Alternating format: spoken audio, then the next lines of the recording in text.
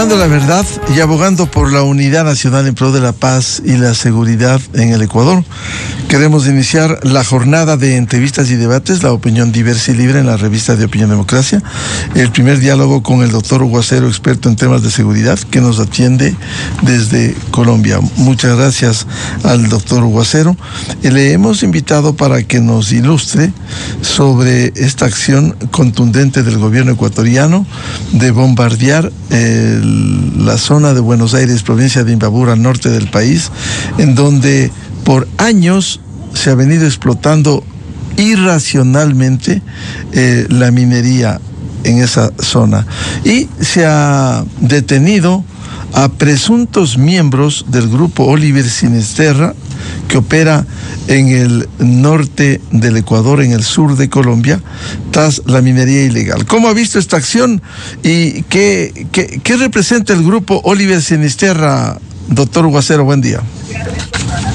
Buenos días y gracias por la invitación. Bueno, lo primero es que pues esta organización criminal ha venido operando desde Colombia ya hace mucho tiempo, con mucha violencia y desde luego ligada al narcotráfico. Estos ya no son grupos guerrilleros, estos ya no son grupos, digamos, alzados en armas para tomarse el poder, no, son básicamente grupos mafiosos dedicados exclusivamente a las rentas criminales. El tema de la minería ilegal, el tema del narcotráfico, todos estos temas han estado ahí presentes como rentas criminales de estas organizaciones. Pues desde luego el gobierno ecuatoriano, en esa atención sobre los temas de seguridad, pues ha tomado decisiones importantes, no solamente en este momento, sino ya un tiempo atrás, importante desde el punto de vista del orden público, en el caso de Ecuador. ¿El grupo Oliver Sinisterra se ha consolidado o cuál es la acción que cumple en el sur de Colombia? Narcotráfico y algunas... Eso ya digamos es como alianzas con muchos grupos. Realmente hoy hablar de uno de los grupos más importantes que tiene Colombia, como el Clan del Golfo, no encontramos pues una organización completamente monolítica, sino que es casi que una asociación de muchas organizaciones criminales que se dedican a distintas actividades criminales. Son, podríamos decir, empresas criminales con distintas líneas de negocio. En el caso ecuatoriano, estos dos bombardeos que han sido contundentes, ¿es lo correcto lo que ha hecho la administración Noboa? Tiene que estar ligado desde luego a la consideración que tenga del propio conflicto que se tiene.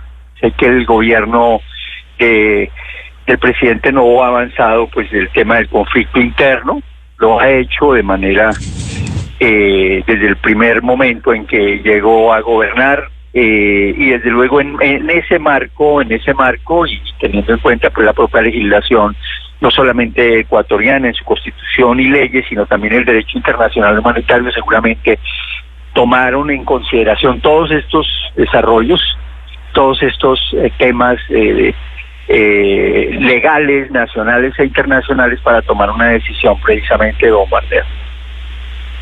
En el caso colombiano, ¿qué ha hecho el gobierno para debilitar al menos a estas organizaciones presentes en su territorio, como el grupo Oliver Sinisterra o el Clan del Golfo? No, la verdad es que Colombia, digamos, en estos últimos años ha estado, ha retrocedido en materia de seguridad. Es que esto tiene que tomarse desde el punto de vista de una decisión presidencial, y la verdad es que nuestro presidente, el tema de seguridad no ha sido uno de sus temas, y pues se dedicó más que al tema de seguridad a la paz total, que ha resultado un fracaso total, porque hasta el momento no ha habido ninguna desmovilización de ningún grupo armado ilegal, de ninguna organización criminal con las cuales ha comenzado a dialogar. Más bien se han desbaratado muchas de las mesas que estaban previstas precisamente para un diálogo. Y al contrario, el gobierno del presidente Petro lo que ha hecho es pelearse con el gobierno americano. No, con el gobierno americano, con el gobierno ecuatoriano, con el gobierno peruano, No, él está buscando confrontación con distintos gobiernos, y la verdad es que más bien esto ha debilitado la capacidad y la operatividad de la propia fuerza pública, que desde luego debemos reconocer que afortunadamente sigo siendo muy profesional y en algún momento se puede reconstruir y se puede avanzar en ese tema de seguridad que tanta necesidad tiene Colombia, y no solamente Colombia sino la región. Realmente yo creo que hay que, ojalá, llegar a un nuevo gobierno para comenzar a establecer relaciones bilaterales, no solamente cordiales, amistosas, sino también sobre todo operativas, que permita recuperar la seguridad a nivel regional. Este es un problema transnacional y debe tratarse como tal. Desafortunadamente, como digo, hoy en el gobierno de Colombia no existe esa visión del presidente, ni de la Cancillería, ni digamos del propio Ministerio de Defensa, pero eso depende mucho de lo que el presidente dé línea. Ahora, esta acción que ha cumplido el gobierno ecuatoriano de bombardear los campamentos donde se explota la minería ilegal, no puede generar reacciones. La semana anterior hubo un coche bomba en Guayaquil que se presumía provenía de la minería ilegal y de estos sectores que han sido severamente golpeados en Buenos Aires, provincia de Imbabura. ¿Cómo actuar frente a las reacciones que puedan darse? Eso tiene que siempre pensarse todo el tiempo, digamos, cuando ya he estado ahí en ese tipo de atención de estas consideraciones. Y es que toda acción del Estado, desde luego, podría y puede provocar una reacción de estos grupos criminales. En Colombia pues hemos tenido las experiencias claras que frente al tema de la extradición, en los años 90, 80, narcotraficantes, pues tuvimos los atentados terroristas de Pablo Escobar, del cartel de Medellín, que desde luego provocaron muchos muertos y muchos atentados, pues, y heridos y daños en muchos lugares de Colombia. Y así ha sucedido con las FARC, y así ha sucedido con otros grupos y con organizaciones criminales. Entonces, desde siempre, una vez uno planea acciones contundentes frente a actividades criminales, lo que hay que esperar y hay que prevenir, sobre todo no esperar, sino sobre todo prevenir y alistarse, porque se pueden presentar hechos de retaliación por parte de estas organizaciones criminales.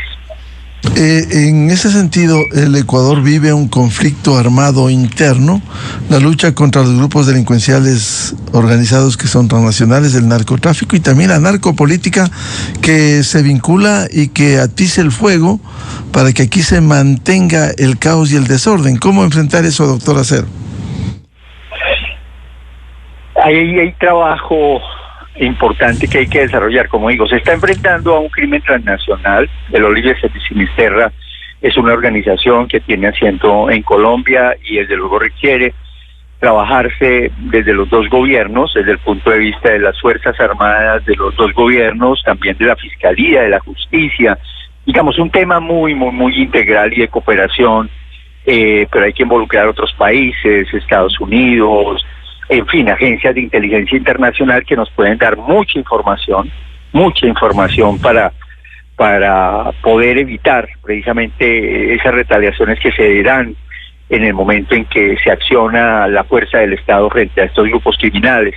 El otro elemento, quizá más importante, sobre todo en actos de terrorismo, digamos, hay tres elementos ahí. Uno, inteligencia. Como digo, esto no es inteligencia solamente local, nacional, es una inteligencia transnacional que debe operar de manera conjunta. Investigación criminal también, nacional e internacional, en donde participan los jueces, participa la Fiscalía, participan precisamente la instancia judicial, manteniendo la independencia de poderes, desde luego. Pero el otro elemento, además de inteligencia e investigación criminal, es amplia participación de los ciudadanos. Hay que llamar a los ciudadanos a que denuncien, no que haya una denuncia ante la Fiscalía o ante la policía de manera formal, no, sino que levanten el teléfono, que utilicen su celular cuando vean algo sospechoso, si hay un carro abandonado, si ven una actitud sospechosa de unas personas que están ingresando cosas a una bodega, a una casa, a un lugar, y eso no es normal, pues hombre, digan a la policía, esto no sucedía. Hay una gente que está ingresando rara, que no pertenece al barrio, que están haciendo una serie de cosas y la policía tiene que ir. Eso lo digo porque nosotros tuvimos que atender, como secretario de Seguridad tuve que atender todos los atentados terroristas de las FARC a comienzos de este siglo. Fueron casi cerca de 3 años de atentados, pero que logramos evitar muchísimo, muchas toneladas de explosivos decomisados, más de 560 supuestos o guerrilleros que estaban y llegaban a Bogotá con el objetivo de realizar atentados terroristas, allanamientos que hicimos no solamente en Bogotá, sino en otros lugares del país, en municipios cercanos. Y esa información, en donde logramos evitar muchos atentados terroristas, la entregaron los ciudadanos llamando, en este caso en Colombia, a la línea 123, allá sería al ECO 911. Y la policía debe atender todas las denuncias ciudadanas, todas las alertas ciudadanas. De lo contrario, a veces una información de un ciudadano al cual no se le pone cuidado termina en un hecho que luego hay que lamentar en términos de vidas, de personas heridas y de daños. Ahora, ¿cómo fortalecer la inteligencia y la investigación criminal transnacional? Por ejemplo, si ha sido débil los controles fronterizos en la relación entre Ecuador y Colombia, y por eso ha permitido que estos grupos armados se instalen tranquilamente en territorio ecuatoriano. Pues lo he dicho de múltiples maneras. Ojalá no existiera esa confrontación y esas diferencias ideológicas. Es más, no deberían interrumpirse las relaciones diplomáticas, cordiales, de cooperación, solamente por diferencias ideológicas. El tema de la seguridad no es ni derecha ni izquierda, simplemente es un derecho que tenemos todos los ciudadanos y el Estado debe garantizarlo. Y en ese sentido, pues yo lo que veo es que va a ser muy difícil que el presidente Noboa y el presidente Gustavo Petro se sienten a mirar cómo solucionan los problemas de la frontera desde el punto de vista de seguridad. De nuestro lado podría decir que van a seguir sucediendo los casos porque de hecho no se está trabajando en equipo con el gobierno ecuatoriano, pero tampoco se están teniendo las acciones contundentes para tratar de controlar los grupos que actúan desde Colombia y que terminan afectando a Ecuador.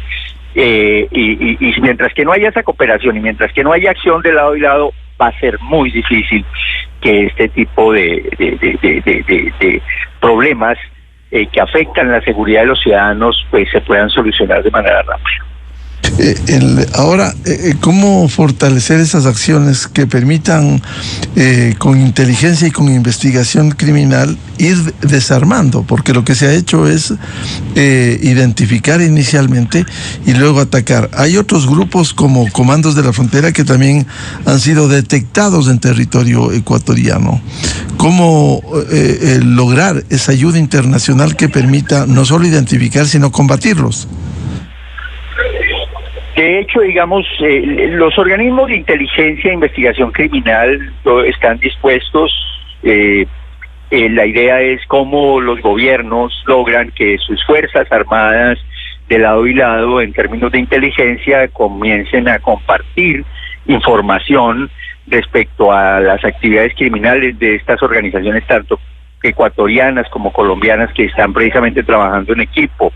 Y eso se hace también con la Fiscalía y se hace precisamente con los organismos de justicia.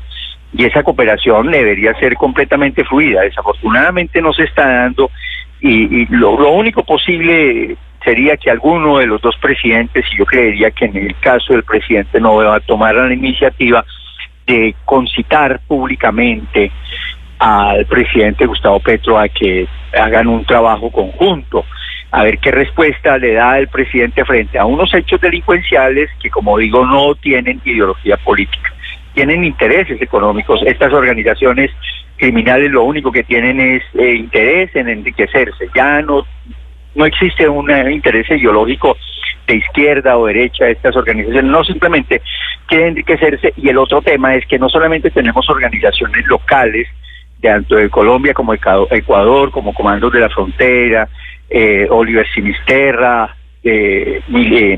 disidencias de las FARC que también están actuando, sino también del otro lado bandas delincuenciales que también están actuando, sino que además tenemos un crimen transnacional. Tenemos mafia italiana, mafia albanesa, los carteles mexicanos, las bandas criminales colombianas actuando directamente en Ecuador, las bandas y líderes ecuatorianos pues siendo protegidos en Colombia, moviéndose en Colombia, estableciendo relaciones, y mientras que no haya esa cooperación judicial y de inteligencia va a ser muy difícil que eso se acabe. Ahora, no solo han acometido en el narcotráfico, sino ahora un rubro importante que incluso desde el Ecuador se puede exportar normalmente con empresas de papel, el oro y los minerales.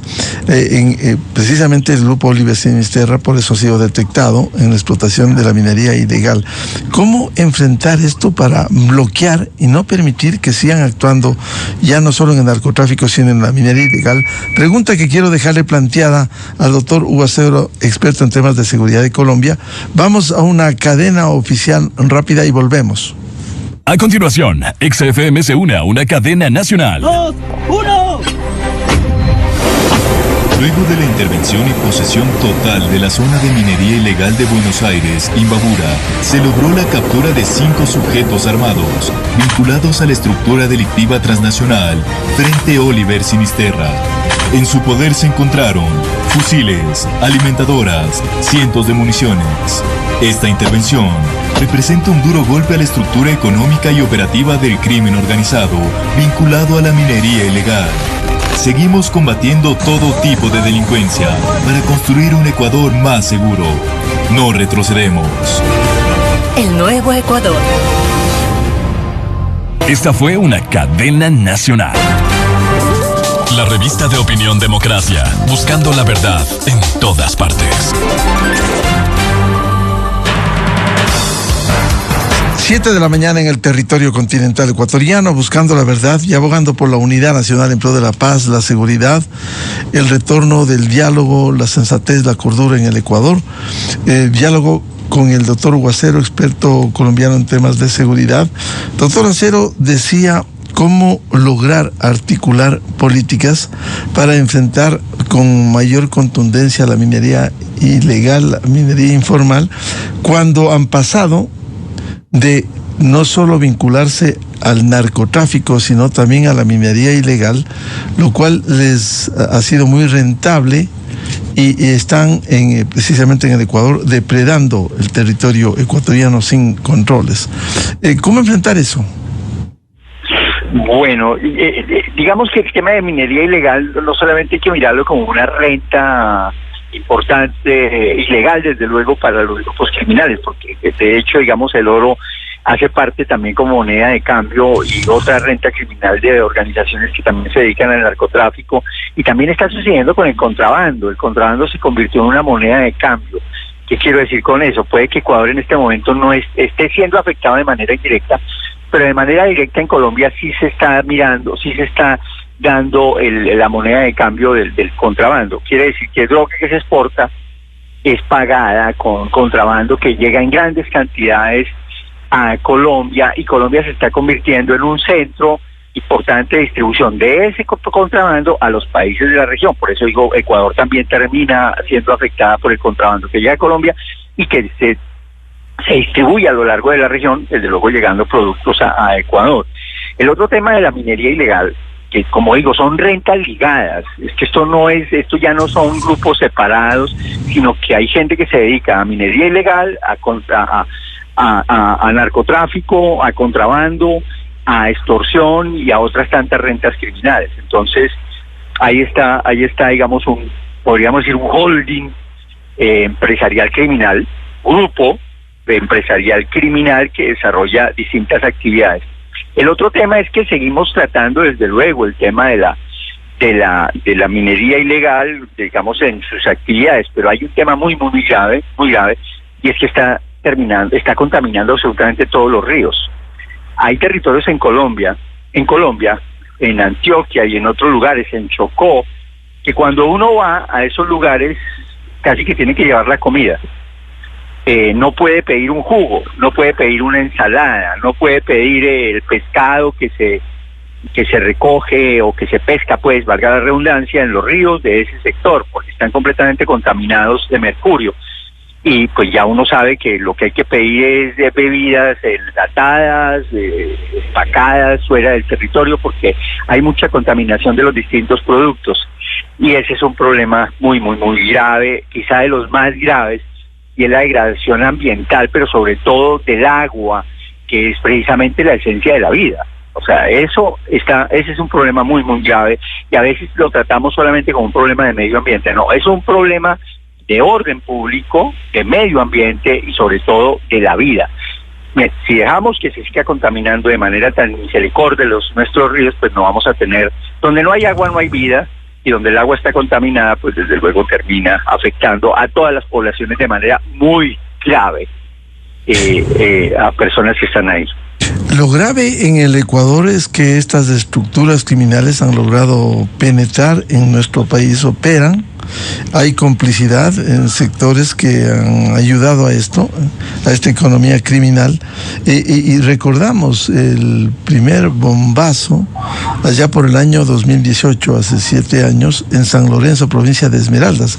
Es decir, esto ha venido creciendo, estos ataques terroristas, con economía criminal que se ha sentado en la zona límite con Colombia, doctor Acero.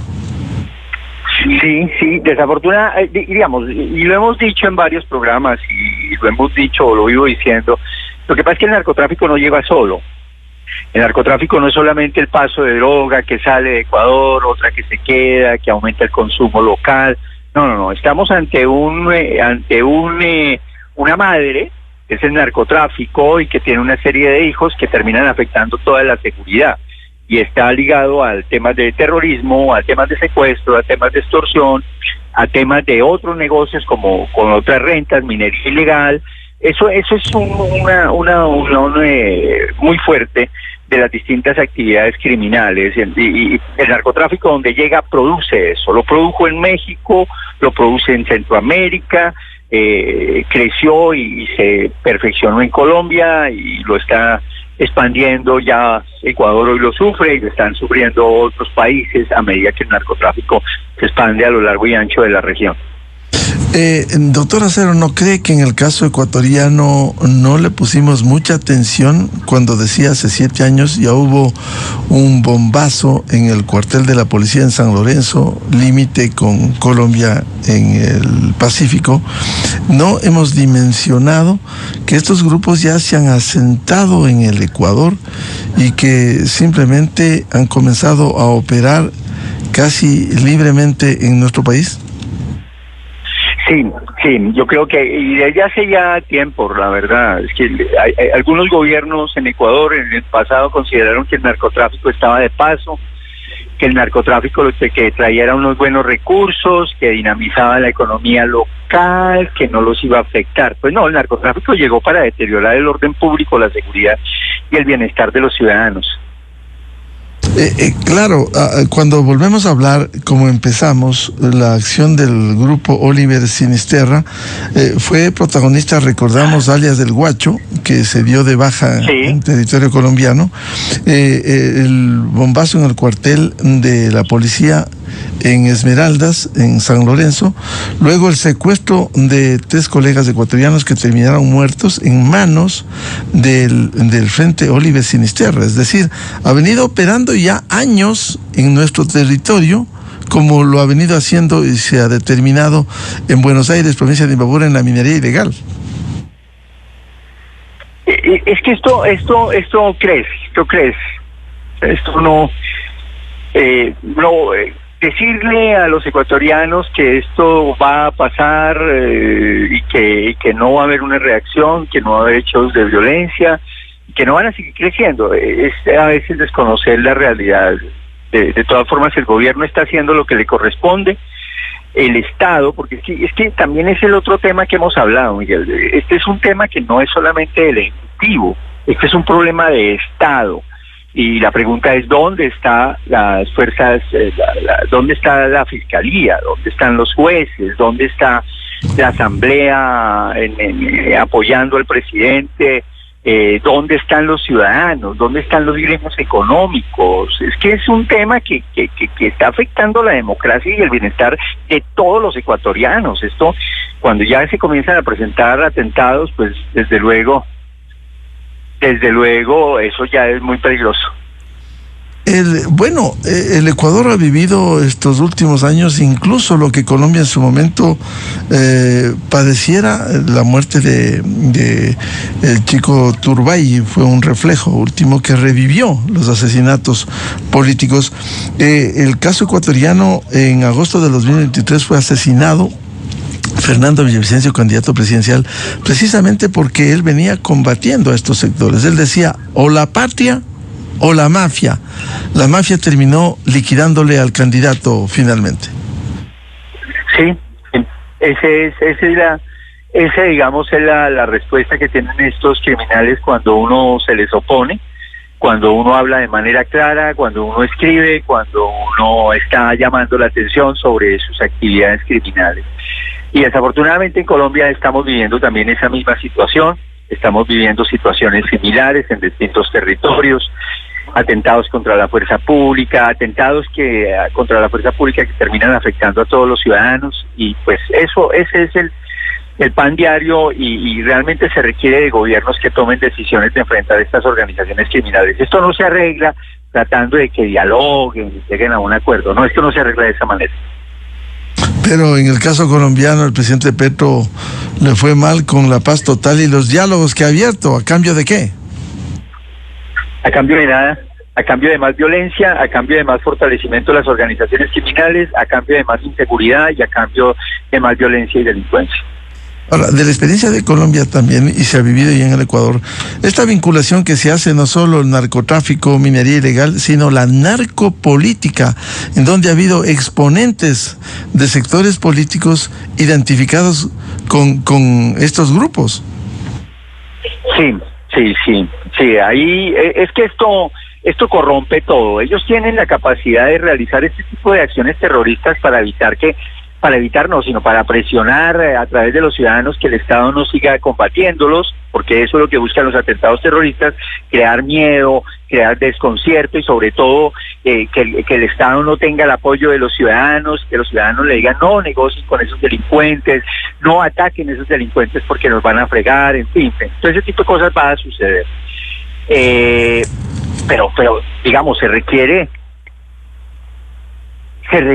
desde luego que el Estado en su conjunto se levante, porque sí tienen ese poder intimidatorio, pero también tienen el poder económico. Entonces corrompen políticos, corrompen mandatarios locales, corrompen a servidores públicos de la justicia y de la seguridad, y tienen gente que comprada, porque la están corrompiendo. Para eso tienen recursos, eso sí tienen suficientes recursos para corromper.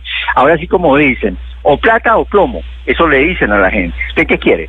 ¿Quiere plata? Para que se calle, quiere plata para que nos apoye, o si no se calla, pues plomo. Entonces, plata o plomo, eso es lo que constantemente dicen las organizaciones criminales a quienes pretenden sobornar y a corromper. ¿Y cómo golpear con mayor contundencia a las economías criminales para que no exista financiamiento para estas acciones? Pues es que esto no es solamente acción de ejército, por eso digo, es una acción también de Estado, participan los ministerios de Hacienda, pero también de las haciendas públicas de los Estados Unidos, de las haciendas públicas de otros países, en donde recursos de esos narcotraficantes terminan también invertidos. Entonces hay que golpear las finanzas, y para eso se requiere, pues desde luego, el manejo, el flujo, saber el flujo de capital a nivel nacional y a nivel internacional, y se requieren alianzas estratégicas desde el punto de vista de las finanzas para mirar qué se les quita. Fíjate que en el caso de los Estados Unidos frente a Maduro, le decomisaron cerca de 7.000, una cantidad importante. 700 millones de la República Dominicana, ¿no? 700, exacto, de dólares. Pues yo hice cuentas y la verdad que en todo lo que ha trabajado Maduro no hubiera podido lograr sino por ahí 4 o 5 millones de dólares. ¿Cómo logró el resto? Pues imagínenselo, gobernando de manera corrupta. Bien, en definitiva, ¿cómo le ve al Ecuador con estas acciones y este combate a los grupos delincuenciales, Hugo? Pues está bien, yo creo que, digamos, esa es como como comenzamos, esas medidas que se toman, estas acciones que se están tomando deben estar enmarcadas dentro de los preceptos constitucionales, legales, de las consideraciones legales locales, pero también internacionales. Y yo esperaría que el gobierno ecuatoriano, desde luego, haya tenido en consideración todas esas normatividades en cualquiera de las acciones. Pero es el Estado que de manera legítima, apoyado en la legislación interna y externa, puede realizar este tipo de acción. Bien, al doctor Hugo Acero, experto en temas de seguridad, desde Colombia nos atiende a la revista de Opinión Democracia. Hugo, muy amable. Con mucho gusto, feliz día y gracias por la invitación. Muy amable. El doctor Hugo Acero, experto en temas de seguridad desde Bogotá, Colombia. 7:14 en el territorio continental ecuatoriano. Vamos a una pausa y ya volvemos con el consultor y analista economista Juan Rivadeneira para hablar sobre las afectaciones en el sector productivo por el paro indígena. Vamos a llegar al mes de paralización, especialmente focalizado en las provincias del norte, en la provincia de Imbabura.